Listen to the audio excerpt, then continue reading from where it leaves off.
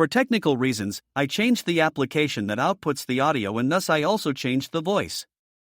I'm sorry for any inconvenience. Underneath she wears a gray, kimono-style blouse with no sleeves, held close by a broad, dark bluish-gray obi that matches her pants. Her blouse is closed quite low, revealing her sizable cleavage. She wears open-toed sandals with high heels and red polish on both her fingernails and toenails. She also wears a soft pink lipstick. She was also wearing a necklace with a green stone, similar to an emerald. The other person was a fair-skinned woman of average height and slender build with black eyes and hair. Her hair is straight and shoulder length with bangs that cover her ears and frames her face. She was wearing a long bluish-black kimono with white trimmings, held closed by a white obi, and open-toed sandals with low heels. They were Senju Tsunade, Naruto's grandmother, and a world-renowned medic and her apprentice Kato Shizune. Suddenly the earth started shaking and the castle they were walking to visit exploded and came crashing down. As the dust started to clear, it showed that the castle was destroyed by a rather large snake with two people on top of his head. "I found you," Orochimaru said from the top of the snake's head. Orochimaru, Tsunade said with her eyes widened. She hadn't seen her teammates in a very long time. It was approaching on 2 decades by now. "Long no time no see," Orochimaru, Tsunade said. She knew that Orochimaru was missing Nin and as such was treating him wearily, especially since she knew exactly what he could do. "You are difficult to find," Orochimaru replied. "What do you want with me?" Tsunade asked, trying to get this over with. "You didn't come to talk about the past, did you?" Tsunade rhetorically asked. "Actually, I wanted to ask a small favor," Orochimaru said. "He doesn't look good. He looks like he's in constant pain," Tsunade thought as she observed Orochimaru taking particular attention to his arm, who was limp at his side with bandages around. "Tsunadesima, you can already tell what we want," Kabuto said. "Find another one." "I've stopped performing medicine," Tsunade flatly replied. "You can see very well the extent of the injury." "There isn't another one," Kabuto explained. "That arm, that isn't a simple injury," Tsunade said, fishing for information. "A sealing technique. His arm isn't giving off chakra." "As if it didn't even have chakra network," Tsunade analyzed. "What did you do to get that?" Tsunade asked. "Just something that happened when I attacked the leaf," Orochimaru said, and Tsunade's eyes widened. "You did what?" Tsunade asked, surprised. "Looks like Sensei did a number on you," Tsunade said, chuckling. "It wasn't Sensei. It was your pesky of a grandson," Orochimaru said, and both Tsunade and Shizune froze. "What grandson?" Tsunade said. "Don't tell me you didn't know," Orochimaru said, chuckling. Tsunade dashed forward and grabbed him by his clothes. "Answer me," Tsunade yelled, giving off so much killer intent that Kabuto was sweating slightly. "Exactly what I said. Your grandson did this to me," Orochimaru said. "But he's dead," Tsunade said, and even Orochimaru got confused. "He seemed very alive when he destroyed my chakra network," Orochimaru said, annoyed. He still hadn't made his mind on to either kill the brat or kidnap him for his experiments. Maybe he could clone him and once the body was properly matured use it as his own. "But I got a letter from Sensei saying that no one survived the Kyuubi's attack," Tsunade said, shocked that her grandson was still alive. She knew that her daughter Kushina was pregnant at the time. "Looks like someone has been playing games with you," Orochimaru said, chuckling. "You see. Even Sensei has betrayed you," Orochimaru said. Tsunade was lost in thoughts at the revelation. Her own sensei said that no one survived the Kyuubi's attack, and 14 years later she hears that her grandson is alive and kicking. "Enough of this," Tsunade said, and punched a nearby wall, completely destroying it. She would have her answers when she got to the leaf and no one would stop her. She was about to dash towards Orochimaru when he started talking again. "If you heal me, I'll bring back your daughter, brother and lover," Orochimaru said, smirking, and everyone froze and Tsunade started shaking. "Don't you want to be with them, Tsunade?" Orochimaru asked, pressuring her even more, and she started sweating and remembering everything she had lost. "If I heal that arm, what will you do?" Tsunade asked, making eye contact. "I dislike lies, so I'll destroy the leaf," Orochimaru replied. "Destroy the leaf?" Shizen rhetorically asked. Tsunadesima, you can't accept this. I would like nothing more than to have them back, but you can't heal his arm, Shizen stressed out. Shut up, Shizen, Tsunade yelled, and Orochimaru smirked. Tsunade sunk her head deep in thought. You don't have to answer now, Kabuto explained, and she raised her head. You will have a week, and this kinjutsu requires human sacrifices, so it's up to you to gather 3 sacrifices, Kabuto explained. Tsunadesima, let's kill them both here. With the state of his arm we won't get another chance, Shizen said, but once she looked at Tsunade she fell silent. Tsunade was very deep in thought, almost unaware of her surroundings. Don't think just because I can't do hand seals I can't put up a fight, Orochimaru said and bit his finger, drawing blood. The moment Tsunade saw blood she started shivering and clutching to her necklace. I know of your fear for blood, Orochimaru said, chuckling. We will be going now and we will meet in 1 week, Orochimaru said, and both of them disappeared in a blur. With Kasame and Itachi and Kasame dropped the chase after Naruto, without losing his location, and started walking calmly through the town, bursting with activities. They were searching for an appropriate distraction for the Toad Sage. The Toad Sage was a well-renowned and self-claimed super pervert, and of course his biggest weakness was women. They were scanning the crowd until their eyes met with a woman that would get the job done very well. They calmly walked towards her and stopped in front of her. She had a slender body, cup breast, well-toned and shaped legs, beautiful green eyes and dark blue hair. She was wearing a dark blue dress that ended just above her knees. All in all, she was someone any man would drool for, and Jiraiya would be no exception. Can I help you? The woman asked with a melodic voice as she watched the cloaked individual stop in front of her. One of the cloaked men lifted his hat, and the last thing she saw was a pair of deep blood-red eyes as if they were staring into her soul.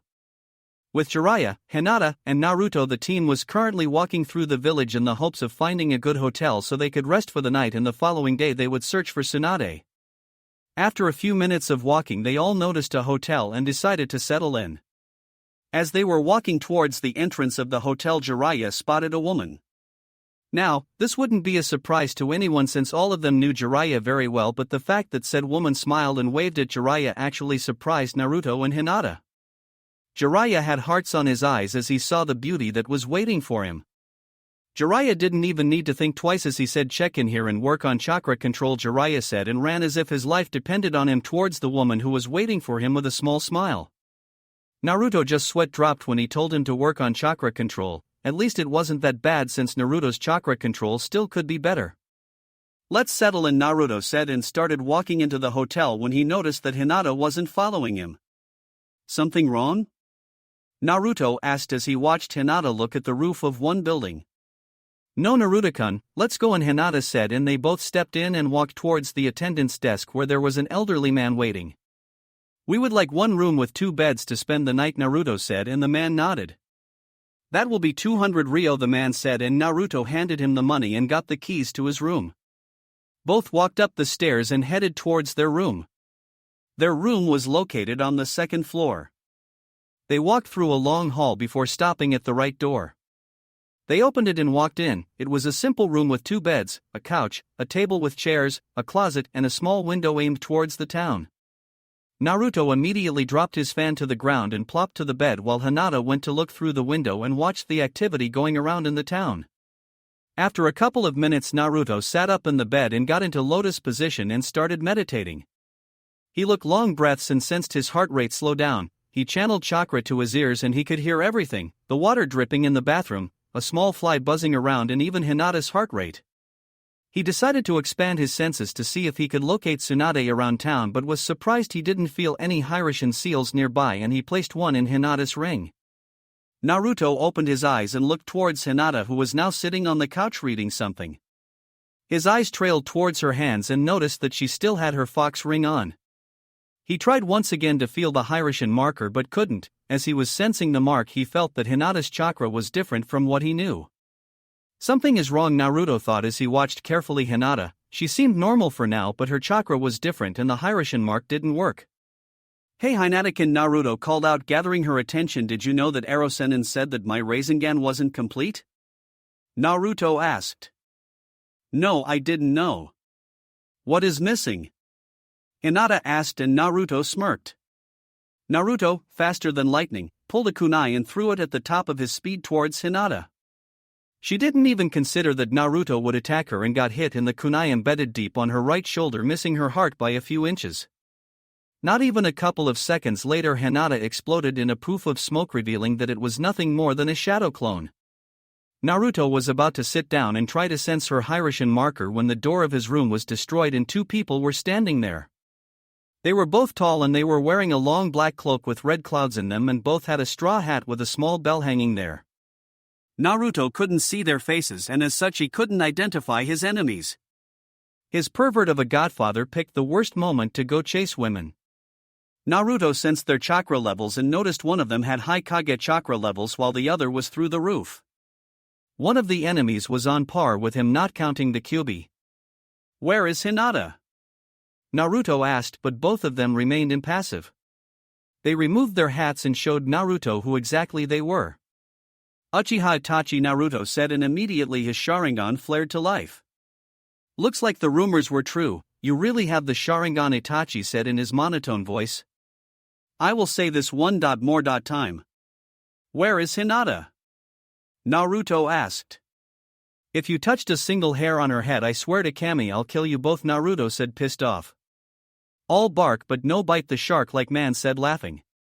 "Kage Shuriken no Jutsu," Naruto said, and threw a single shuriken that multiplied upon dozens, heading towards both intruders. Kisame just swinged his massive blade and swatted the shurikens aside, making them fall to the ground harmlessly. "He will be annoying. Can I cut his legs?" "He won't need them," Kisame asked Itachi. "Enough," Kisame, Itachi replied and turned to Naruto. "Naruto-kun, as long you come peacefully with us, Hinata will not be harmed," Itachi said in his monotone voice. "So you are with the Akatsuki, right?" Naruto asked, and both raised an eyebrow until it clicked in Itachi's mind. "Jiraiya told you, didn't he?" Itachi rhetorically asked. "Yes, he did, but enough of that. Where is she?" Naruto asked. "Now that would be telling," Kisame taunted. "I had enough of this," Naruto said. Formed a shadow clone. "Find her," he ordered the clone, that immediately dropped to the ground in the lotus stance, with the original not taking the eyes of both Akatsuki members. The clone extended his senses as far as he could to try locating Hinata's marker. A few seconds later he found it. "I have her position," the clone replied, and Naruto nodded. Itachi and Kisame both wondered what he meant when he said he had her position. "Go rescue her," Naruto said, and the clone vanished in a flash of yellow light, heading towards Hinata's marker. "That was the Hiraishin no Jutsu," Itachi said, godsmacked, and even Kisame raised an eyebrow. After all, the Hiraishin technique was well known through the world and the legend that created it. "You think I wouldn't take precautions?" Naruto asked loud enough for them to hear as they watched him walk through the room and pick a weapon. They didn't notice it was there. "That's Madara's gun," by Itachi thought as small smile graced his lips. The kid was really full of surprises. Naruto channeled chakra to his storage seals and took a couple of three-pronged kunais. With lightning speed and precision he threw them towards the Akatsuki members. Kisame was about to bring his sword to deflect them when he was grabbed by Itachi and flinged to the hall as Naruto appeared in front of him with a Rasengan in hand. "Damn it, Kisame, pay attention and stop underestimating your opponent," Itachi said as Kisame got up. "You remember what happened when you kidnapped Hinata?" Itachi said, and Kisame pouted. According to Kisame, Hinata was a slippery bitch and she didn't go down without a fight. Hinata managed to land a few juken strikes that would have crippled anyone else and kicked him where the sun doesn't shine, but thanks to his sword, Samahata, he managed to reopen his chakra points and heal any damage. "Fine," Kisame replied, and both took a stance. The brat might not be that good, but the Hiraishin technique wasn't to be underestimated, and apparently the brat knew the Rasengan was well. Itachi activated his Sharingan and both Sharingan users locked eyes as if measuring the power beneath them. Itachi was surprised when he saw Naruto's chakra aura around him. He seemed to radiate a power, but in a calm way. His chakras seemed powerful and violent, but yet Naruto was calm and collected. "Be careful, Kisame, his chakra levels are on par with yours," Itachi said, and Kisame laughed. "Finally a challenge, we might need to change the location if this escalates," Kisame said, snickering. He never knew someone that had as much chakra as him, and finding such opponent was always good. We can't prolong this fight or Jiraiya might sense his chakra, Itachi explained and locked eyes with Naruto. I'm sorry Naruto-kun, but this is where it ends, Itachi said, and Naruto got confused to what Itachi was talking about. Itachi talked as if his next move would ensure his victory. Naruto watched as Itachi closed his eyes and concentrated. The moment he opened, the ordinary three-tomoed Sharingan was replaced by a three-pointed shuriken. Tsukuyomi, Itachi said the moment his eyes opened. You are using those eyes too much, Itachi-san, Kisame said as Itachi caught Naruto in his genjutsu.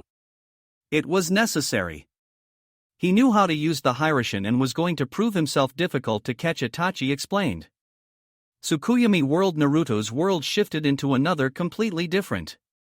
Naruto was now in an open field, but the sky was red in clouds and sun deep black.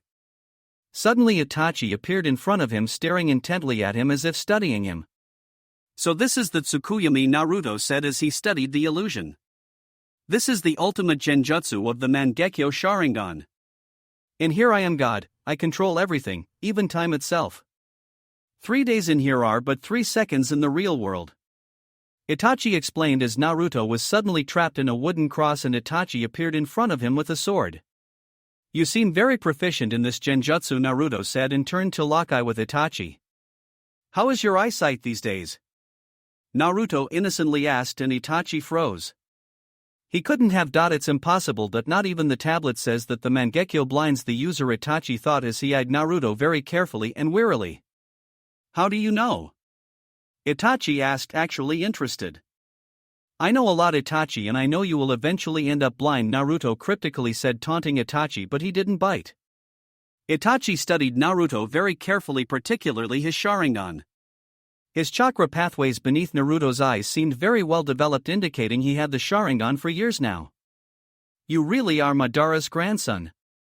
I've noticed that you awakened your eyes a few years ago, Itachi said, and Naruto nodded. I was 5 at the time, Naruto explained, and Itachi raised an eyebrow. You are skilled. A shame we must take you. Now let's begin, Itachi said and was about to stab Naruto when he got interrupted. How about we don't get started, Naruto said, and Itachi was surprised by his statement. Suddenly Naruto's eyes started spinning until it turned into a complete new pattern. A Mangekyo? Itachi asked, surprised. He would never in a million years expect Naruto to have advanced his Sharingan to the next level. Suddenly the whole world froze and Itachi was rooted in place. Piece by piece the Tsukuyomi world started shattering until it remained nothing but pieces on the floor, like a mirror breaking. Moments later Naruto was back in the real world, still staring at Itachi. Real world Kisame was about to ask what happened when Itachi fell to his knees, clutching his head in pain and bleeding from his eyes. You broke my Tsukuyomi, Itachi asked, but it was more a statement as he noticed that Naruto wasn't even affected by the genjutsu and he broke it like nothing. Jinchurikis are immune to illusions.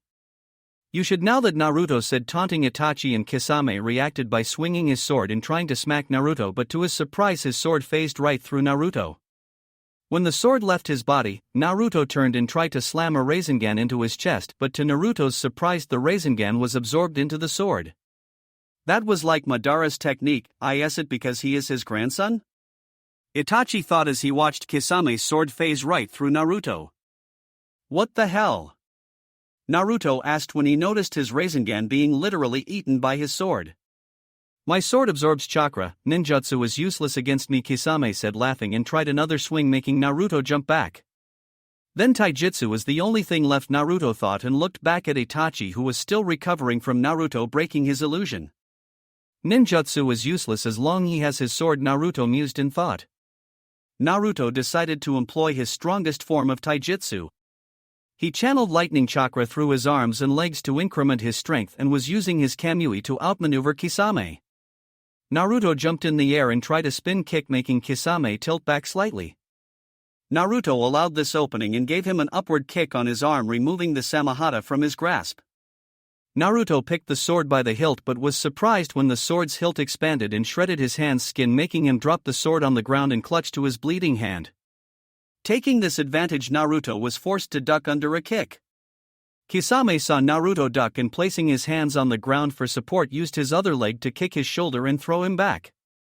Naruto used this opportunity and slipped an explosive tag in Kisame's chest without him noticing. Naruto was pushed back by the kick, he flipped mid-air and landed on the ground harmlessly. Kisame was grinning like a madman until Naruto placed his right hand on the tiger sign and said "Kai" and the tag exploded, killing Kisame. "Now for you," Naruto said as he walking towards Itachi, who was slowly regaining his footing from the pain he got. Naruto was about to attack him when he was kicked from behind and sent flying into the wall. Naruto shakily got up and wiped a bit of blood from his mouth. He had cracked a rib from that kick, but Kurama was already healing him.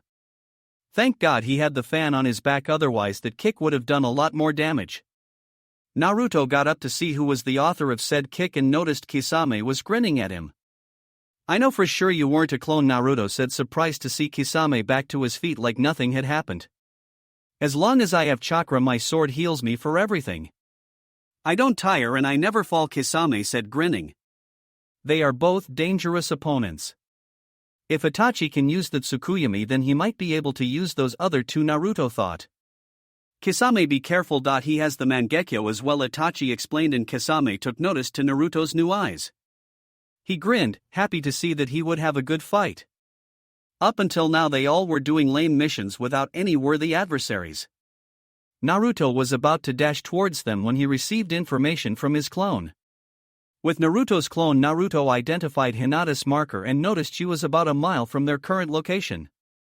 He pulled the marker and was teleported to Hinata's location. He arrived at some room with everything dark. He activated his Sharingan to scan his surroundings when he noticed Hinata tied to a chair, all beat up with blood dripping from her lips. Naruto quickly made his way towards her and gently lifted her head to notice she was barely awake, but at least she was alive. "Hinata, Hinata?" Naruto asked, gently shaking her from her slumber. "And Naruto-kun?" Hinata barely managed to ask. Her voice was slipping and she was in pain all over. "Don't worry, you are safe now," Naruto said, and warped her into his Sharingan dimension and placed her down on the floor since he didn't exactly have a bed on his dimension. "Kochios no Jutsu, summoning technique," Naruto said, and in a poof of smoke Kagura appeared. "Kagura, hurry and help Hinata," Naruto quickly said, not even giving her time to realize where she was. Kagura immediately dropped next to Hinata and started doing a routine exam on her body. She was a bit bruised, but she didn't seem to have any external wounds. "Where are we?" Kagura asked. She looked at her surroundings and she was sitting on some metal cube. She looked around and there was nothing at the horizon but more cubes. The sky was pitch black, no sun, no clouds, no sound, no wind, nothing but emptiness and darkness. "We are in my pocket dimension created by my Sharingan. We are safe here," Naruto explained as Kagura was healing Hinata.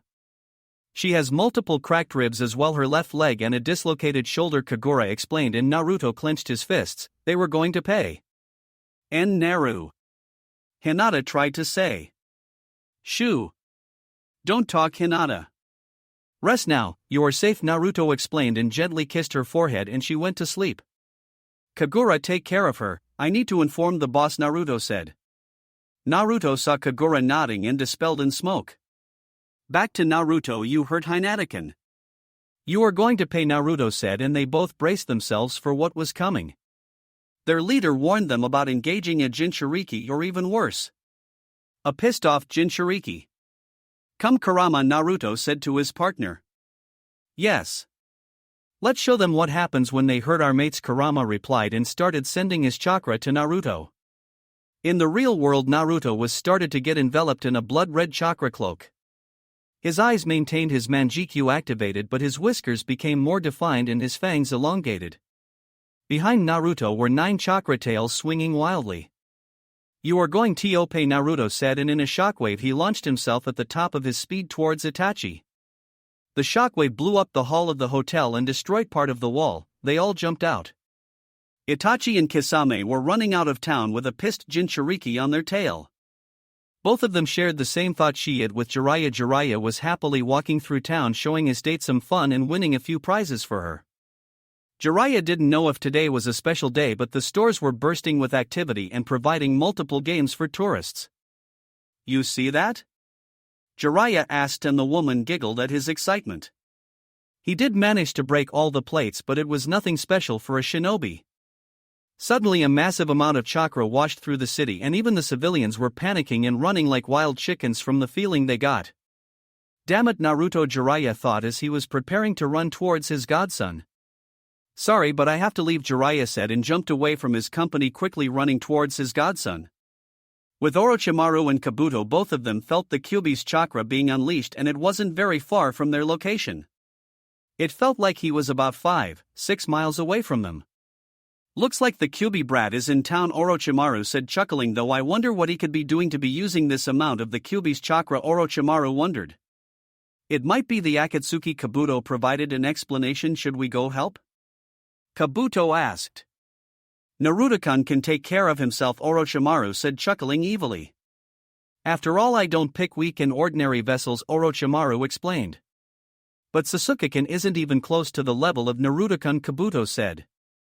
How very true, Orochimaru agreed. However, Sasuke is driven by vengeance and he will be easier to convince, and he also has the Sharingan.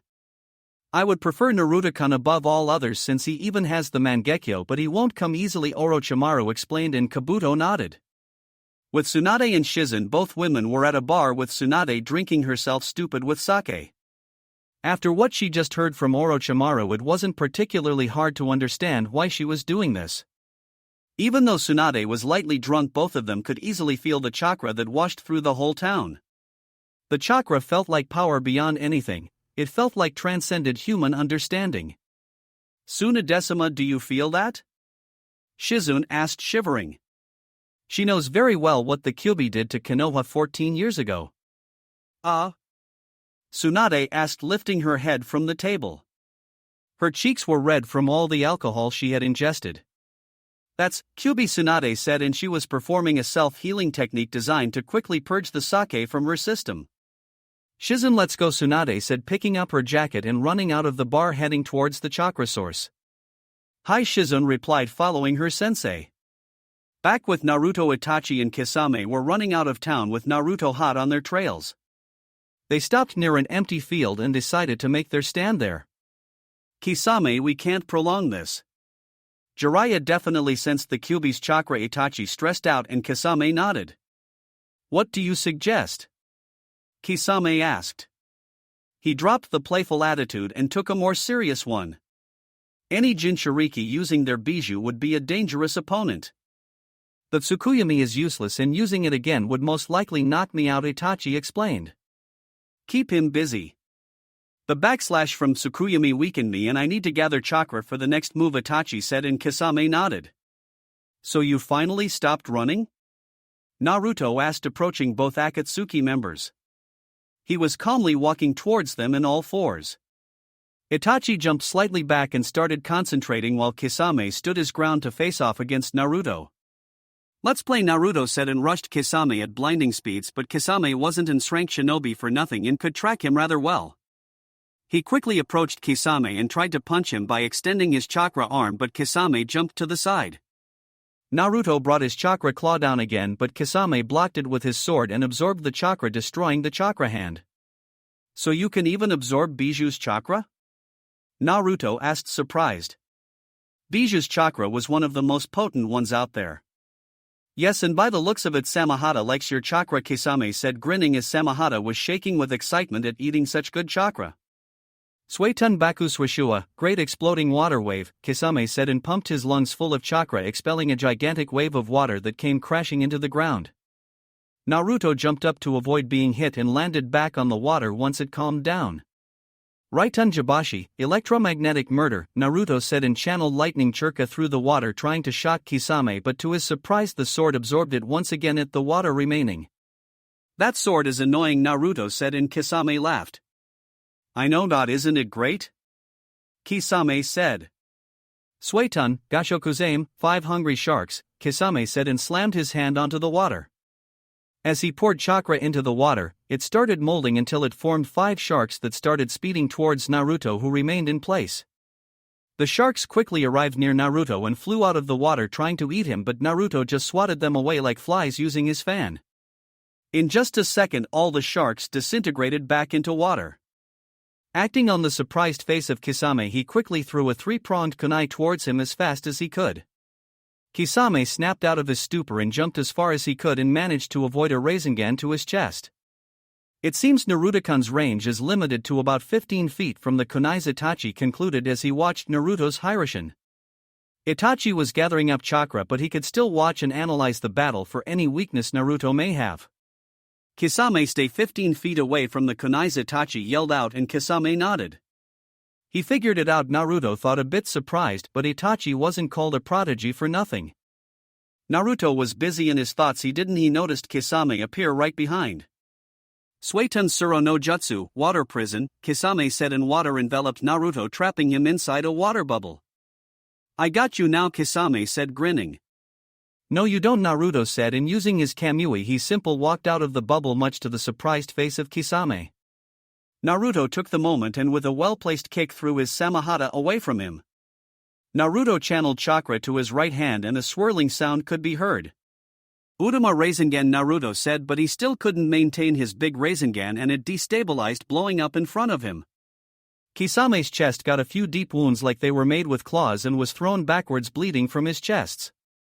Samahata quickly approached his master and healed him.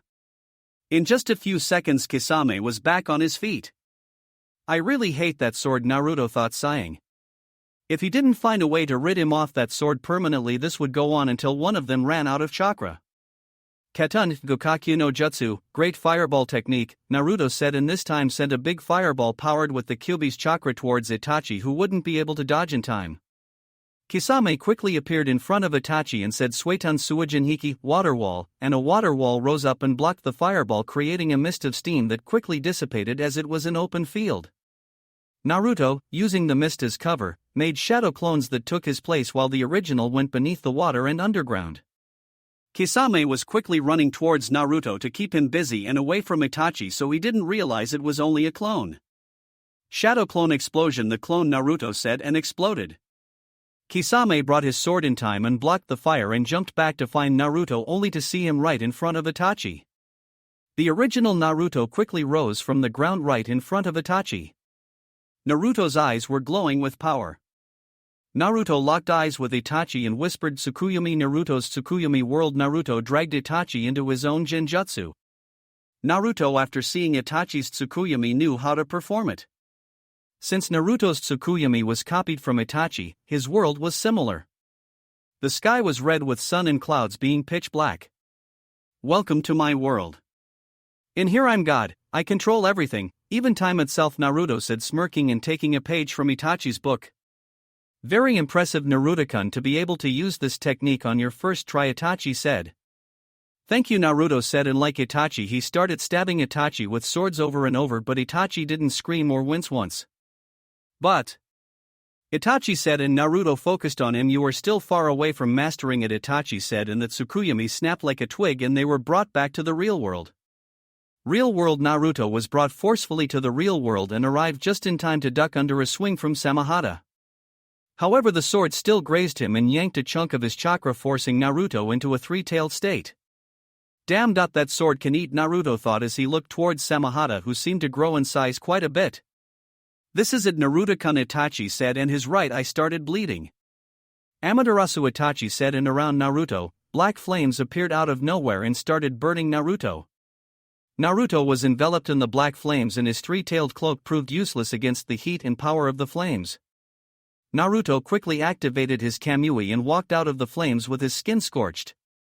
What? He can even avoid the Amaterasu flames, Itachi said, astonished.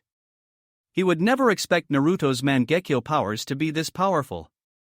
It only proves that Madara is a real menace, Itachi thought. If Naruto was this powerful in such young age, he didn't even want to think what power Madara could have. Naruto took a couple of heavy breaths and recomposed himself. Kurama had already healed the scorched skin, so Naruto was good to go.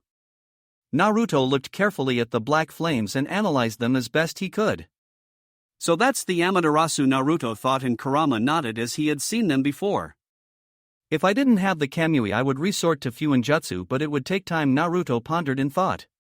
So that's how they are created, Naruto thought to himself. By making the particles vibrate to insane levels he summons intense flames and, by making them absorb the radiation, it sustains the vibrations and makes their color black. Naruto concluded after looking very carefully at the flames. He would have to try this later, but it was time to end this. Naruto, be careful. He may be able to use the Susanoo, Kurama warned him. Itachi had already used 2 of 3 powers of his eyes. I will, Naruto replied as he watching them very carefully. Itachi looked like he was about to faint. Being a half-blood with a Mangekyo must be very taxing and painful. The brat is tough, Kisame said. Kisame was relatively healthy and his chakra reserves weren't even winded much like Naruto. Itachi on the other hand was a mess. Time to end this, Naruto said before coiling himself with his 3 tails around him. Naruto was enveloped in a blackish-purple barrier that blocked Kisame's view of Naruto. A second later the barrier exploded with a roar and their eyes widened to what they saw. It was Naruto, however it wasn't the one they knew. Naruto was now completely enveloped in the Kyuubi's chakra as it became his own skin. His ears were bigger, his eyes were still blood red with the Mangekyo, and he had 4 tails in his back. This was his version 2 cloak and he looked like a miniature Kyuubi. Ready? The cubified Naruto asked, smirking. You think you can scare us? Kisame rhetorically asked before flashing through hand seals and slamming his hands on the remaining water. Suetun, Senchikuko, 1,000 hungry sharks, Kisame said, and from the water countless sharks emerged, all going towards our blonde. As the sharks were coming closer, Naruto simply raised his right hand/paw and slammed it to the ground with huge force. A big shockwave emerged and vaporized all the sharks along with the water. When the dust settled down, there was nothing more than a crater with Kisame holding Itachi. We have severely underestimated the brat, Kisame said, taking deep breaths, and Itachi gave him a look that clearly said, you think? They didn't have time to think as Naruto was preparing his next attack. His tails were coiled around Naruto, ending just above his head. Blue and red chakra was seen floating in the air. Suddenly all the chakra started compressing until it formed a perfect sphere still hovering mid-air. Both Kisame and Itachi were watching very carefully just what he was about to do until he swallowed the chakra sphere. He ate it? Kisame asked out loud. Naruto had just eaten the ball when Jiraiya, Tsunade, and Shizun arrived at the scene. Naruto, is that you in there? Jiraiya asked, but Naruto couldn't exactly speak right now. Jiraiya, what is happening? Tsunade asked to her teammate. She didn't have much experience in fighting Jinchurikis or using seals. Brace yourselves, Naruto managed to say before the ball exploded in his stomach, making him look like a hamster. From Naruto's mouth came smoke and it was clear that something was about to come out. Bijidama, Naruto said, and reddish ball of energy exploded from Naruto's mouth, going with tremendous speed towards both Akatsuki members. Itachi's eyes glowed just before the energy ball hit them and exploded, destroying everything. The ground was shaking like an earthquake, the wind was furiously pushing everything back and everything was torn apart, even the earth itself was destroyed.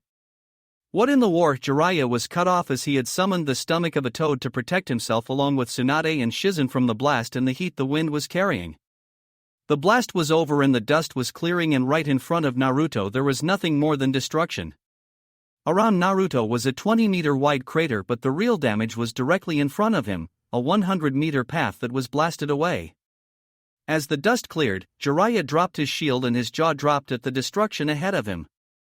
The whole plain where they stood was now nothing more than rubble. Kisame and Itachi were still alive as Itachi had a reddish humanoid barrier around him. That's it, Naruto. The Susanoo. Kurama said from his mind, and Naruto watched as Itachi rose from the ground with his Susanoo still active. The shield withstood a low-powered Bijudama, Naruto replied to his partner. That is just a watered-down version of it. The real Susanoo can destroy mountains by itself, Kurama explained, and Naruto got giddy. Kisame, we are leaving, Itachi said and fainted. Kisame picked him up and as fast as he could shined away from the area. They were barely holding against Naruto, but now Jiraiya and Tsunade had arrived. Naruto, are you in there? Jiraiya asked as he approached the cubified Naruto with caution. Yes, it's me, Naruto said as he dropped his cloak and sat on the ground to catch his breath. What in the world was that? Jiraiya almost yelled out, pointing towards the blast field. That was the Biju's ultimate attack. It's called a Bijadama, tailed beast ball, and that is what my father based the Rasengan on, Naruto explained as he got up to his feet and cleaned his forehead of sweat. You picked the best time to go peek at the hot springs. They kidnapped Hinata, Naruto said, and Jiraiya's eyes widened. Did you get her back? Jiraiya asked. I did, but she was injured. I've got a medical fox taking care of her, Naruto explained and turned to see Tsunade and Shizen looking at him with their jaws on the ground. By the way, I found Tsunade, Jiraiya said, and everyone's sweat dropped. Hey there. Bachan, grandmother. Chapter 28 Reunion. Naruto said with a small smile as he was watching Tsunade and another girl who was with her. He had finally found the last bit of family he had. Although his grandmother was supposed to be around 60 years old, she didn't look older than 30, and it was no lie when they said that Senju Tsunade was one of the most beautiful women on earth. Tsunade was just staring at the blonde in front of her that had just decimated the field where they were standing. The moment he turned, her breath got caught in her throat. The moment she saw what he looked like, that golden blonde hair, those deep blue eyes like an ocean, and when Jiraiya called him Naruto, she started shaking. He's a carbon copy of Minato with longer hair, Tsunade was thinking. After all this time she thought she was alone in this world, that her family was all gone, and now she finds her grandson not even 10 feet in front of her smiling at her. Tsunade didn't know what to think or do and did the only thing she felt was right. She blurred right past Jiraiya and Shizen and engulfed Naruto in a deep hug while crying in happiness. And Naruto-kun, Swanda whispered while hugging him fiercely as if he wasn't real. Tears were rolling off her eyes and falling to his shirt. Bibabashan, Naruto replied while sobbing and hugging her back. He had finally found family and he was happy that Tsunade didn't reject him or leave him if her reaction was anything to measure by. Jiraiya and Shizen watched the scene with smiles on their faces. This was what Tsunade needed. She needed a small bit of her family back, and she got it in the form of her long-thought dead grandson. They ended the hug and Tsunade cleaned her tears while her eyes were still red. She crouched in front of him. Let me take a good look at you, Tsunade said. Her voice filled with so much happiness which was intoxicating. Naruto just chuckled and rubbed the back of his head much like his father did. Tsunade was observing Naruto as best as she could. He had long blonde hair with bangs that framed his face and slightly covered his right eye. His eyes were deep blue like an ocean, and he had 3 whiskers marks on each cheek. You're so cute, Swanda squealed and hugged him again, making the others sweat drop. I bet you have a horde of fangirls back home, Tsunade said, laughing. She seemed to have forgotten everything that had happened today. She was finally happy and didn't want to let go of this feeling. Speaking of girls, Naruto said, breaking the hug. I'll be right back, Naruto, and swirled away into his eyes. Tsunade caught the blood-red Sharingan eyes but filed it for later questions. Naruto reappeared not even a second later with a girl in his arms and a small fox on his shoulders. Hinata had already been healed and was now sleeping peacefully. Who is she? Tsunade asked as she watched the girl that Naruto was carrying bridal style. She is Hyuga Hinata, my girlfriend, Naruto explained, and Tsunade nodded. He figured that a fine-looking brat like him would already been snatched by someone, but she would see if the girl was worthy it. She was kidnapped by Itachi and Kisame, but I managed to get her back and summon a healing fox, Naruto explained and turned towards Tsunade. Can you check her just to make sure? Naruto asked, and Tsunade bit her lips. As long there wasn't blood, she would be fine. Tsunade's hands started glowing green and started scanning Hinata's body from head to toe. She seemed to stop briefly on top of her chest as if assessing the damage. She had a couple of broken ribs and dislocated shoulder, but she is fine now. She only needs to rest, Tsunade explained, and Naruto sighed in relief. I owe you, Kagura, Naruto said. Not at all, Naruto-sama, Kagura said and disappeared in smoke. Look at the mess you made, Jiraiya said to Naruto when kicking a piece of rubble on the ground. They kidnapped Hinata, so I tried to kill them for real. I wasn't messing around against them, Naruto said in a serious voice, and Jiraiya could only nod as he watched the devastation in front of him. What flames are these?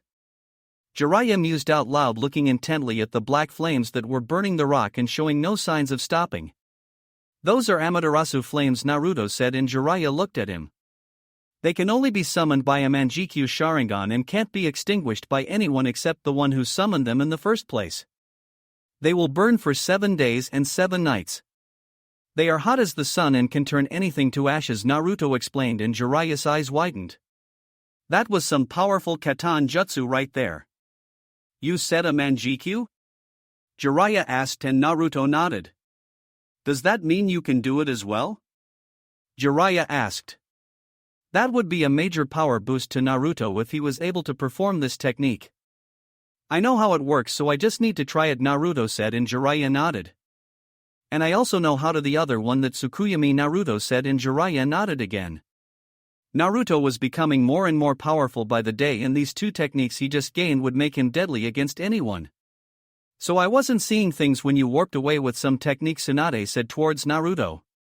How can you have the Sharingan? You are no Uchiha, Tsunade stated. Actually, I have Uchiha blood, Naruto said, and Tsunade raised an eyebrow. What do you know of my father's parents? Naruto asked. He is an orphan, he never knew his parents, Tsunade replied, and Naruto smiled. He never got tired of the people's faces when he told them about his grandfather. That is not true, Naruto said, grinning at her grandmother. He knew very well who his father was and lived with him for the first 5 years of his life, Naruto said, and Tsunade concentrated on him. Don't leave me hanging. Tell me, Tsunade said, and Naruto picked the fan from this back and placed it on the ground, grabbing it by the hilt. Is that? Tsunade asked, and her eyes widened when she pieced everything together. My grandfather was Uchiha Madara, Naruto said, and laughed at her expression. She was gasping like a fish out of water, and Shizen was pale as a white sheet. This was his fan and he passed it on to my father, and now it belongs to me, Naruto explained. Boo but. Tsunade tried to say, but her voice wasn't quite reaching. Madara Jiji didn't die when he fought Hashirama Jiji and later on had a son and named him Namikaze Minato, Naruto explained. Who am I to doubt him, Tsunade thought to herself, chuckling. Until now she didn't even know Naruto was alive to begin with. How about we continue this at the hotel, Naruto suggested, and everyone nodded and left towards the hotel that Naruto had rented. Ero-sen and Naruto said, and got a tick mark from the old pervert and laughs from both women. I should warn you about the hotel, Naruto cryptically said. Back at the hotel itself was mostly fine if you don't count the chunk that was missing on the right side of the building. When Naruto entered his cloaked version and sped towards Itachi and Kisame, he unleashed a shockwave that tore down almost half the building. I hate Shinobi, the owner of the hotel, was yelling through the streets while trying to clean up as best as he could. Not that a broom would help much against big chunks of rock and concrete. The owner turned around only to find the one responsible for said disaster calmly walking towards him. Yula, the owner yelled towards the blonde, pointing at him. Look at this mess, the owner yelled. Don't worry, Naruto said, trying to calm the owner down. My godfather here will gladly pay for everything, Naruto and said, and Jiraiya's eyes widened. What? Jiraiya yelled out, grabbing Naruto by the collar of his shirt. Why should I pay? Jiraiya asked rhetorically. You were the one that blew up the hotel, Jiraiya explained. They found me and hurt Hinata because you decided to chase some tail, Naruto explained, and Jiraiya scoffed. Besides, I've seen your money book and this won't even scratch the surface, Naruto said, and Jiraiya got suspicious. How do you know that? Jiraiya asked. Always look underneath the underneath.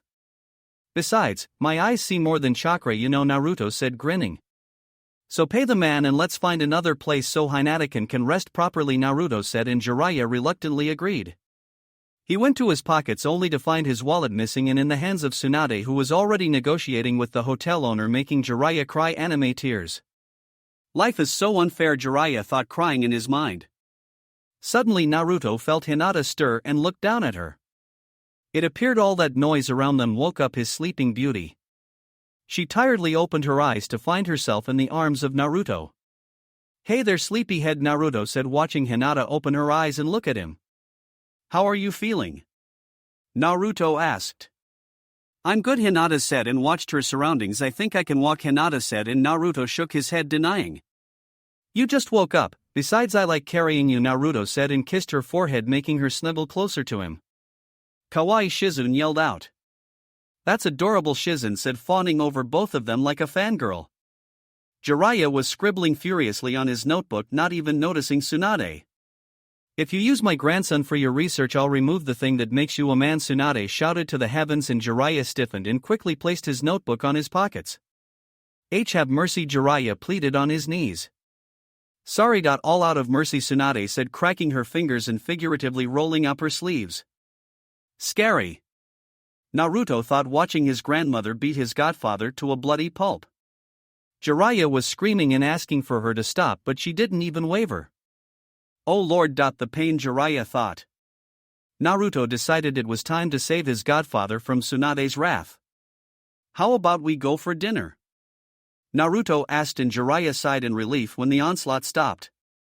Sounds good, Tsunade replied and kicked Jiraiya one last time where the sun doesn't shine, making wince in pain and gently nurse his manly parts.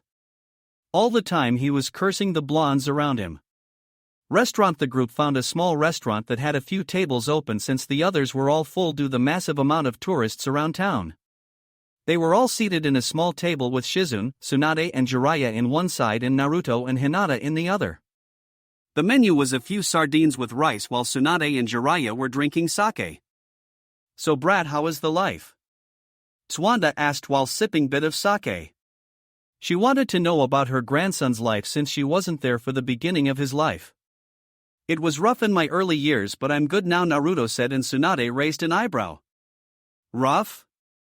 Tsunade wondered what he meant exactly. Actually, since the Chunin exams they stopped calling me demon and trying to kill, Naruto blurted out, only for Tsunade's face to twist into one of anger. She forgot that Naruto was a Jinchuriki and she knew very well how most of them were treated in their village. Did they hurt you? Tsunade asked with so much fire in her eyes that the table slightly cracked from the pressure of her fists. Don't worry, they are over it now, Naruto said, calming her down. I showed them I had the Sharingan and that I belonged to the Senju clan, and now they almost worship me, Naruto said, shaking his head. How could they be so superficial? Naruto was a demon one day and the next he was the prince of Konoha. But I hold no grudge against them, Naruto said. You do realize that once you make Chunin you will be able to take the clan seat and will be forced into CRA, right? Tsunade asked. The CRA was the thing that drove her out of the village in the first place, and when Kushina died she nothing to go back for. I'm an elite Chunin, by the way, and I have already refused the CRA, Naruto said, chuckling. Elite Chunin? A brat like you? Where's the vest? Tsunade taunted him. I don't like wearing the vest, and didn't you see what I did to those Akatsuki members? They were both Kage-level shinobi, Naruto explained, grinning back. Oh please, that was all the Kyuubi's doing, Tsunade said, waving him off. I like her, Kurama said from Naruto's mind. You like anyone that praises you, Naruto replied, sweat dropping. Fine, be that way, Naruto said, pouting, and everyone laughed. How did you refuse the CRA? Tsunade asked. It's mandatory by law, Tsunade explained. Simple. I threatened to leave the village if they forced me into it, Naruto said, grinning, and Tsunade chuckled. By the way, Jiraiya, why are you here? Tsunade asked, and Jiraiya sighed as the might be a difficult conversation. Sensei has asked us to find you and tell you that you've been chosen for Godame Hokage, Jiraiya asked, and Tsunade sighed. The moment Jiraiya said Sensei wanted her to become Hokage, she remembered what happened with Orochimaru. She agreed to meet with them in 1 week, and if she cured her arms he would destroy Konoha. I'm going back to the village, but it isn't to be Hokage, Tsunade replied, and Jiraiya raised an eyebrow in confusion. Sensei sent me a letter saying Naruto was dead the night the Kyuubi attacked, Tsunade explained. What? Naruto asked. That doesn't make any sense. He was the one that told me of you in the first place, Naruto explained. Something is off here, Jiraiya said. What did the letter look like? Jiraiya asked. Normal Kage letter with his signature and stamp, Tsunade explained. The letter was long gone and she destroyed it the moment she read it. There isn't anyone else for the Hokage position, Jiraiya reasoned. How about you? Tsunade asked. My spy network is too important for the village, besides, I'm not the type of man to be behind a desk 8 hours a day, Jiraiya replied. I'm not becoming Hokage. It's a fool's job, Tsunade said, and Naruto subconsciously activated his Sharingan and started glaring at Tsunade. How dare you say that? Naruto asked. Hashirama-jiji, Tobirama-jiji, my father, all of our family took the Hokage position and died defending the village they love, Naruto was explaining. Exactly. They all die for nothing, Tsunade said. They died protecting the village they loved, and we should continue their legacy and protect the village they created, Naruto said, but Tsunade seemed reluctant to agree until a devious thought crossed Naruto's mind. How about a bet? Naruto asked and Jiraiya smirked. What kind of bet? Tsunade asked, focused on Naruto. You and me outside. If I kick your ass, you return to the village and become Hokage, Naruto said, and Tsunade pondered. He's just a genin, Tsunade thought. I agree, but if you lose I'll get all of your money and no Kyuubi, Tsunade said.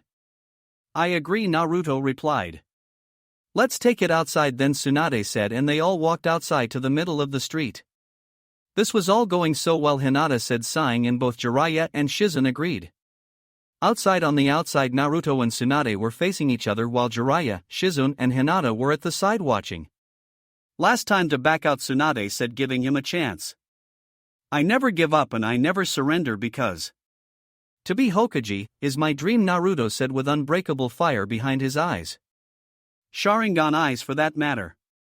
Tsunade smirked and she swore she saw a visage of Nawaki behind Naruto. Do as you wish. If you win I'll throw in this necklace as well, Tsunade and Shizune's jaw dropped as well. Jiraiya's Hashirama's necklace, Naruto mused.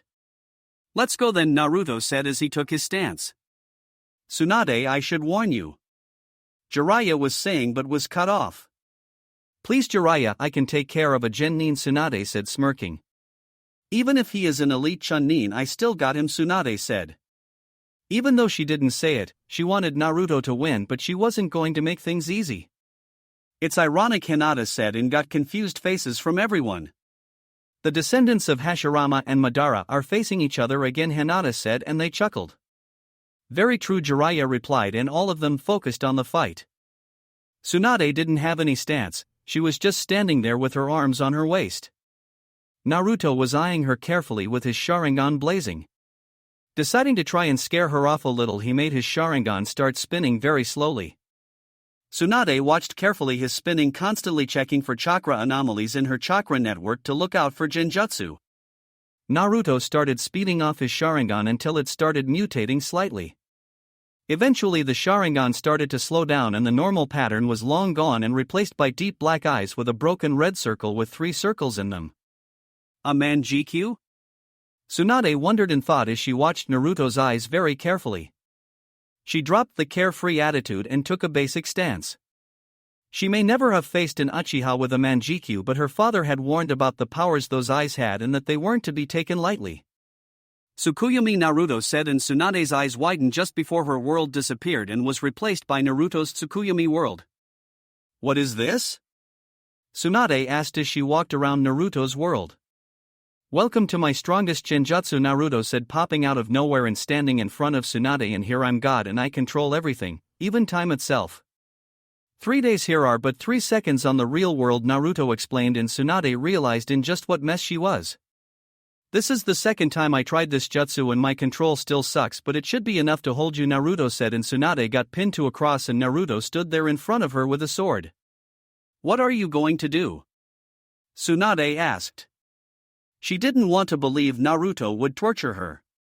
I'm going to make you laugh to death, Naruto said, chuckling evilly, and the sword was replaced by a feather. Naruto started using his feather on Tsunade's sensitive spots. Tsunade bit her lips and tried to hold it, but she couldn't. Tsunade bursted out laughing and crying as she couldn't hold the tears. Ha ha ha! Tsunade broke out laughing and crying, she could barely breathe. She wanted to bend over since her stomach hurt, but she couldn't as she was pinned to the stake. Muahhh! Naruto laughed evilly at the sight of Tsunade. Real world, 3 seconds later on the outside, all of the viewers were oblivious to what was happening. They all heard Naruto call out his genjutsu, but they didn't know if Tsunade was caught as they were just staring at each other. Suddenly Tsunade fell to her knees, breathing heavily with her eyes puffy red, and one could see dried tears in her face. Damn brat, Tsunade said back in the real world as she crouched to regain her breathing. Naruto just grinned back at her. It was a just by miracle that Tsunade didn't pass out. What did he do? Jiraiya asked curious. He made me laugh for 72 hours straight, Tsunade said, and everyone's sweat dropped. That was a peculiar use for a genjutsu. I'll get you for that, Tsunade said before she started dashing towards Naruto with her fist cocked. She's using chakra in her fist, Naruto thought as he watched her approaching with his EMS activated. He brought his fan from his back and placed it in front of him. He grabbed the hilt with one hand and the other end with the other hand. That's not going to help, Tsunade, and slammed her fist hard into the fan. The moment her fist collided the fan, it was like a large bell echoing through the streets. The entire ground shook, but Naruto held his ground. His fan didn't crack or waver. Tsunade was flabbergasted that the fan was still in one piece. She didn't even put a dent in that thing. It was true that she wasn't using her strength to the max, but that punch was enough to bring down a wall, and yet the fan was still in one piece. Naruto flexed his fan and unleashed a current of air, making Tsunade jump back and gain some distance. Naruto placed his left hand in the tiger seal, preparing to unleash a fire jutsu when he was interrupted by Jiraiya. Stop, Naruto, Jiraiya yelled, and both turned to him.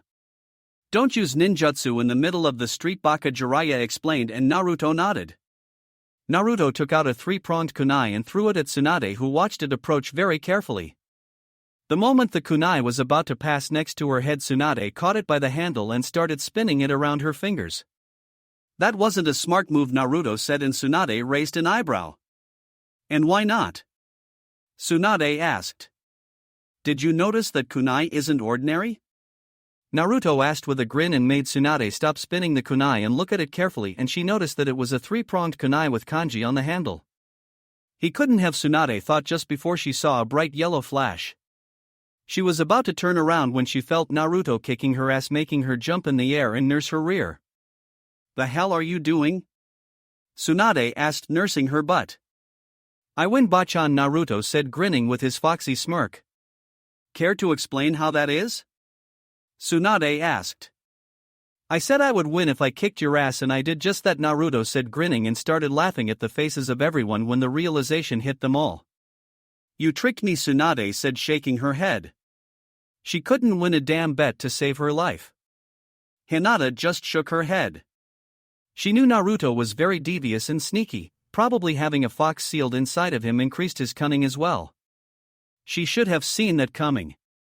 I did no such thing, Naruto innocently replied. You agreed to the bet, so will you come back with us to the village and become our Hokage? Naruto asked.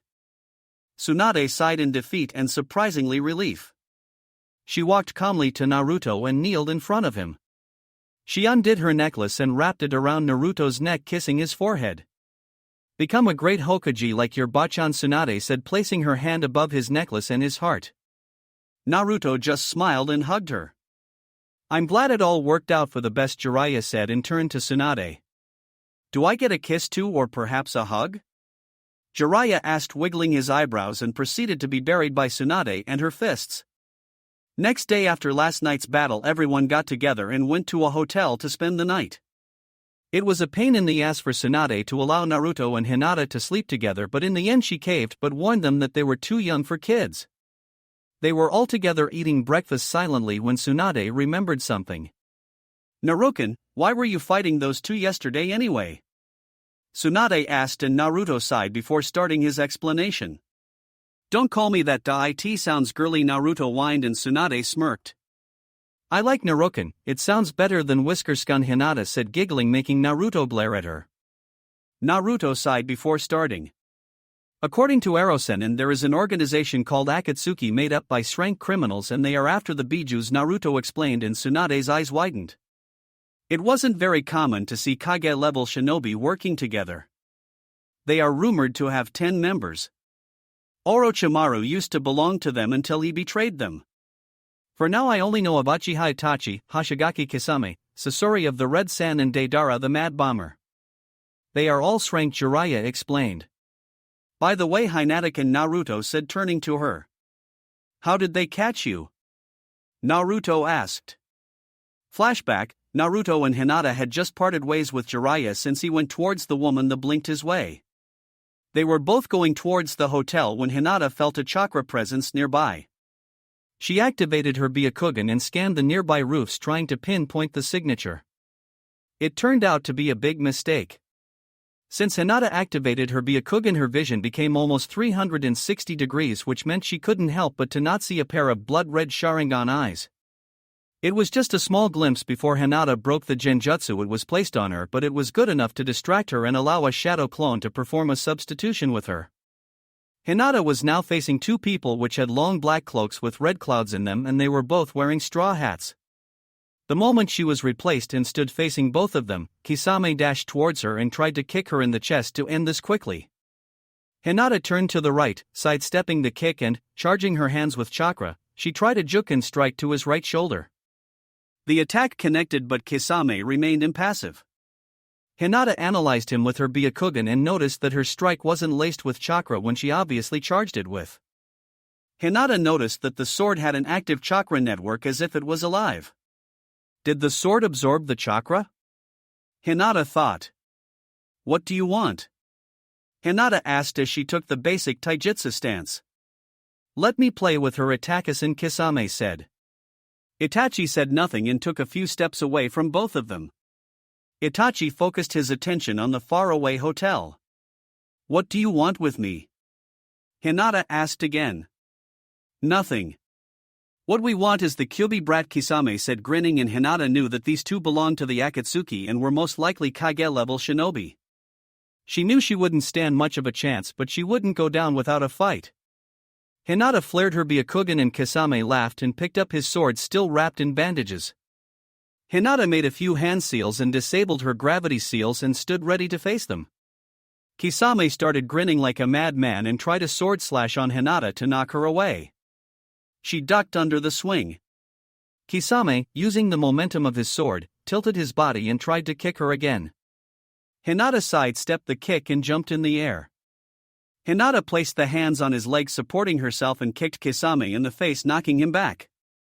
Kisame got up pissed he got it and ran forward where Hinata was waiting in her defensive stance. He quickly arrived and they exchanged a flurry of blows, but Hinata was far too slippery and fast for the slow and wide movements of Kisame, and his sword wasn't helping. Kisame was becoming more and more pissed. He placed the sword on his back and decided to engage the girl purely on taijutsu. It was a big mistake and Itachi just shook his head. Itachi could clearly see that Hinata had the advantage in taijutsu. She may seem small and weak, but that was compensated by her agility and speed. Stay still, Kisame yelled as he couldn't even scratch her. If it was ninjutsu she would already been dead, but they couldn't use it because it may alert Jiraiya or Naruto. Hinata was supposed to be used as leverage. Hinata ducked under a punch and gave him a Juken strike on his right leg, making him kneel. Kisame tried a right hook and Hinata caught it with her left hand and gave him a Juken strike right to his hearth, destroying his hearth. Bitch, Kisame said and shakily placed his hands on the sword to get healed. Hinata heard the comment and kicked him where the sun doesn't shine, making Kisame's eyes pop out of his sockets. Even Itachi cringed and shivered when he saw that. Hinata felt a presence behind and turned just to see Itachi give a kick to her shoulder. She got hit and the force of the kick made her turn towards Kisame, who had his sword ready, and slammed it against Hinata, making her fly into the ground. She crashed and was instantly knocked out. She was a slippery bitch, Kisame said, huffing at her. I'm tired of telling you to not underestimate your enemies. But you decided to engage in taijutsu against a Hyuga, Itachi said, sighing. You do realize that if you didn't have that sword, you would have died, right? Itachi asked and Kisame scoffed. Look at her, she's all small and skinny. It looks like she might break at any time, Kisame said, pointing at her. Deception is a ninja's greatest weapon. She may look frail, but her skill is at least elite Jounin level, bordering Kage level, Itachi said, and he remembered the battle with his Sharingan. Give it a couple of years and she will become a force to be reckoned with in taijutsu, Itachi explained. Fine, I get it. Let's just get the brat, he can't be much more difficult than her, Kisame said, and towards Hinata, to pick her up, and then heads towards Naruto. End flashback. Damn those two, Naruto said, clenching his fists. Next time they will die, Naruto said. It was my fault, Naruto-kun. I got caught in the first place and then ignored Itachi thinking he wouldn't interfere, Hinata explained, sighing. Tsunadesima, Hinata called out, and she focused on her. Could you train me in the medical arts? I always wanted to become a combat medic, Hinata asked. She always had an interest in poisons, antidotes, and medicine. I'm surprised to see a Hyuga ask, Tsunade replied, surprised. I've tried many times in the past to have Hyugas as medics due to the Byakugan, but the Hyuga clan couldn't lower itself to practice medicine, Tsunade said, scoffing. Are you sure Hayashi will allow it? Tsunade asked, and Hinata shifted uncomfortably. I don't belong to the Hyuga clan anymore, Hinata replied. What do you mean? Tsunade asked, confused, thinking she didn't hear her right. My father deemed too weak to be the heiress of the clan, so he branded me with the caged bird seal and disowned me from the clan when I was 8 years old. I've been living with Naruto-kun ever since. That is why we are so comfortable sleeping together, Hinata explained, and Tsunade got pissed. That wasn't the Leaf village her father had created. They treated Jinchuriki like garbage and left their own children to fend to themselves. She never liked the Hyugas, but this had just hit a new low. You don't have the seal, Tsunade said as she watched her forehead.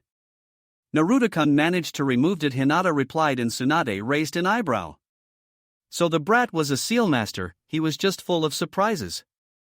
I will train you, Hinata, Tsunade said, and Hinata nodded, thanking her.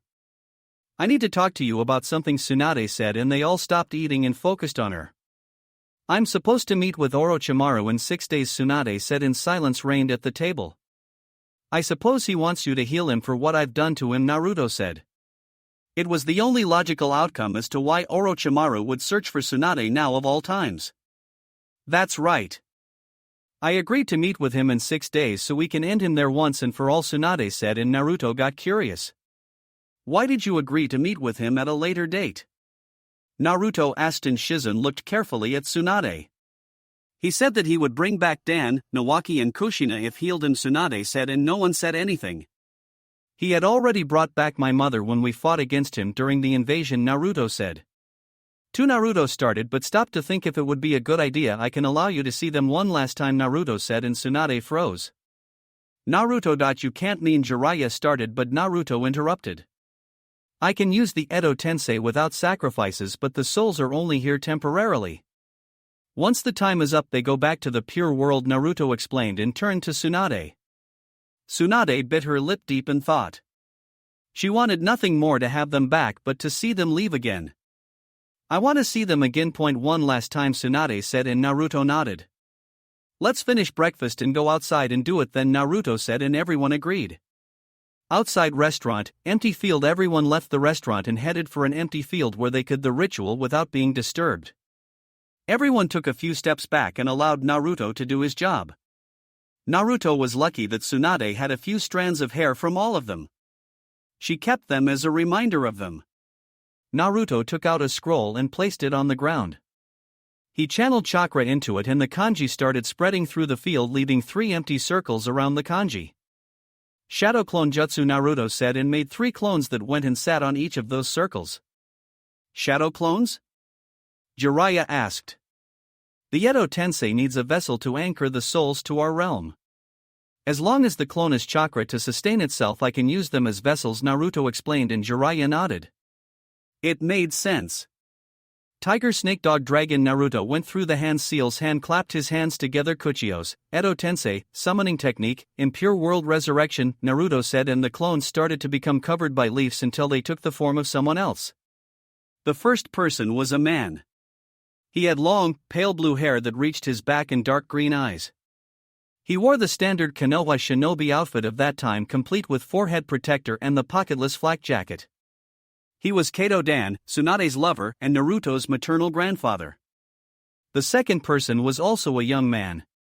He had short light brown hair, green-gray eyes, and distinct blushes on his cheeks. For attire, he wore a dark teal poncho top and light green pants. He was Senju Nawaki, Tsunade's younger brother. The third one was a woman. She had waist-length fiery red hair and blue eyes. She was wearing dark ANBU pants and black ANBU chestplate. She was Senju Kushina, Tsunade's daughter, and Naruto's mother. Where am I? Nawaki asked. The last thing he remembered was running through an empty field and then a loud explosion followed by darkness. Kushina, Nawaki, Dan, Tsunade said, looking at the three people that Naruto summoned back from the dead. You haven't changed a bit, Tsunade Dan said as he looked around. Kushikin, is that you? Dan asked the beautiful red-haired girl next to him. Yes, Tusan. It's good to see you again, Kushina said and looked around to find Naruto, Tsunade, Jiraiya, and some girl she didn't know. So? Hello, Naruto said, scratching the back of head, and everyone focused on him. I've temporarily brought you back so Tsunade could say proper goodbye. You will be able to be here for around a day, Naruto explained, and everyone nodded. Naruto-kun? Kushina asked. Yes, cousin? Naruto replied. Cousin? Dan asked, eyeing the blonde carefully. Then that would make me your grandfather. It's nice to meet you, Dan said. You too, grandfather, Naruto replied and looked to his left to see Nawaki talking to Tsunade, who was hugging him and crying. This is Hyuga Hinata, my girlfriend, Naruto said, introducing Hinata to his mother. Girlfriend, ah? Kushina asked in a teasing tone, making them both blush deep red. How did that happen? Kushina asked, wanting all the juicy details. Kushina asked, and Naruto went and told her about everything that had happened. How when they first met, Naruto saved Hinata from a couple of bullies. A year later he saved her from being kidnapped by a Kuminin, and when Hinata got kicked out they confessed to each other. Oh, that's so cute, Kushina said with stars in her eyes. Did you know that your father and I fell for each other in the same way? Kushina and Naruto raised an eyebrow in confusion. Back when I was around 10 years old, Kumo tried to kidnap me because of my special chakra that allows me to create chains. When I was kidnapped, we had already reached the border and I was losing hope until your father appeared and saved me, Kushina said, and Naruto laughed at the coincidences. I guess we are meant to be, Naruto said and kissed Hinata's cheek, making her snuggle into his arms, and Kushina merely nodded. She could already tell that Hinata was a very sweet girl that loved Naruto very much. How is the furball treating you? Kushina, and when she heard Naruto's stomach growl, that was response enough. I guess he doesn't like being called furball, Naruto replied, chuckling. What if I called you flesh bag? Would you like it? Kurama asked. I guess not, but you've already called me that a couple of times, Naruto replied, and Kurama stayed silent. Naruto-kun, are you alright? Kushina asked as Naruto suddenly spaced out. He does that sometime when he talks with the Kyuubi, Hinata explained, and Kushina smacked her head for not thinking of that. Naruto got back to the reel of the living and noticed both of them looking intently at him. What? Naruto asked, and they were both staring at him. Nothing. It's just your face went through a couple of emotions and you almost look like a clown, Kushina said, and Naruto's sweat dropped. You know, Kushina started gathering his attention. It's a shame you can't meet Minato-kun, Kushina said sadly. I already did, Naruto replied, making Kushina perk up in confusion. When I was 5 years old, I awakened my Sharingan and he appeared in my mindscape. He explained me everything that happened the night that I was born. He told me about his father and unlocked the Kyuubi's cage, Naruto explained, and Kushina nodded until Naruto's stomach grumbled. I guess I'm angry, Naruto said, chuckling. One of the things Naruto most liked is eating. It's almost noon, Naruto innocently said, and Kushina chuckled at his son's antics. All right. Gather up, Naruto yelled, and everyone got together.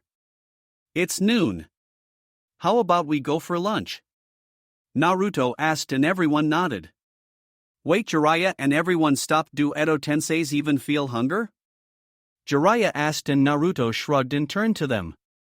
I could eat, but maybe it's just the vessel that is hungry, Kushina explained, but they all shrugged. It wasn't that big of a deal.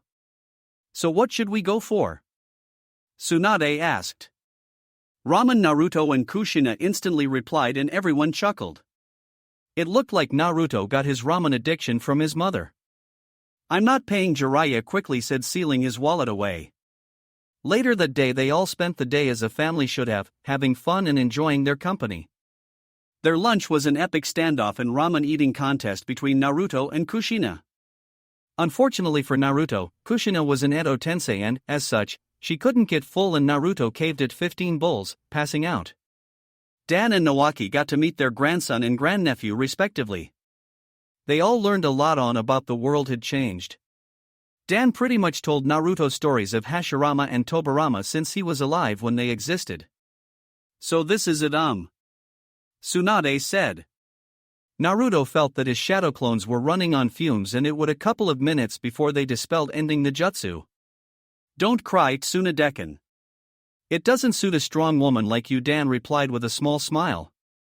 I got to meet my grandson and see our daughter again, Dan said, and Tsunade slowly nodded. It hurt to see them leave again. It good to see you again, Tsunade said, and turned to Nawaki. At least I got to give you a proper goodbye, Tsunade said. Don't worry, Nasan, Nawaki said, grinning. Even though I don't like to have been killed, at least we won. But one day it will be like Tusan wanted. An era of peace without wars and conflict. When mankind will be able to understand each other, Nawaki said. For someone so young, he sure had strong beliefs.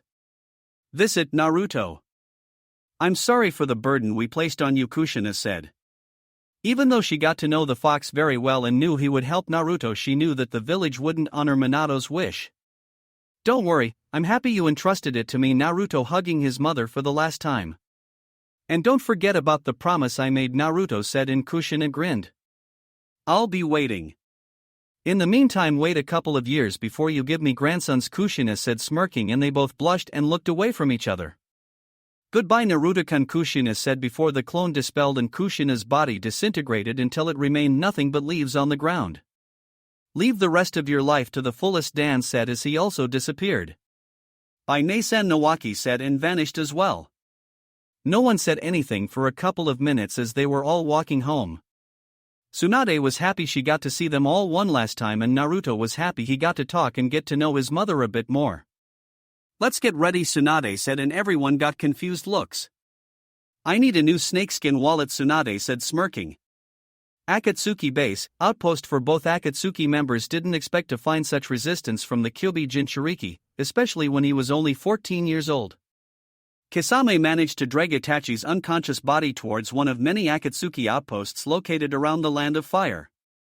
Kisame used his ring to call the leader of the organization. Not even 5 minutes had passed and an holographic figure appeared in the middle of the room. We couldn't see much from the figure besides it had short spiky hair, but the thing that stood out were his eyes. His eyes were dark silver with concentric circles around the pupil. /N. I know the Rinnegan is supposed to be purple, but I like the silver color more, report the figure said before looking carefully at both members, stopping at Itachi. What happened to him? The figure asked as he took notice to the state of Itachi. To put it simply, he looked like someone who was put through a blender. The Kyuubi brat happened to him, Kisame replied, and the figure looked at him in disbelief. You mean to tell me a 14-year-old knocked out Itachi? The figure asked. We were severally outgunned.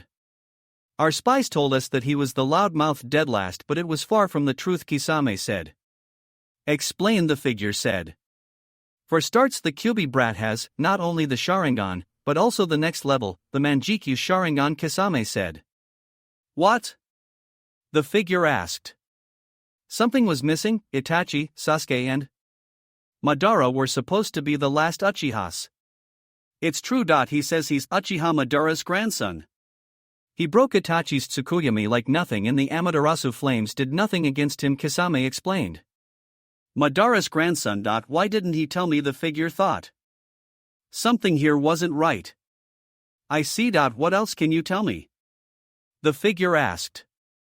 He has some strange power that allows physical attacks to go through him as if he was a ghost, Kisame explained. The figure raised an eyebrow. Intangibility. Like Madara's power, the figure thought.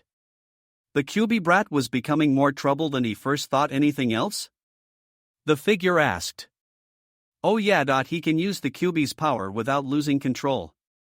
He went to 4 tails and that was sufficient to force Itachi to use his Susanoo, Kisame said. That is a problem, the figure replied, but no matter, your job was only recon. You did a good job, the figure said, and was about to leave when Itachi was the one who interrupted him. Are we to leave him alone for 3 years? Itachi asked. We don't know what level he might achieve with 3 more years, seeing the level he is right now, Itachi said. Naruto was already very powerful, and leaving him alone for 3 years to master the Manjikyu might not be the best move. If it comes to that, I'll take him down myself, the figure said, and was about to leave until he said one last thing. After all, no one can stand against a god.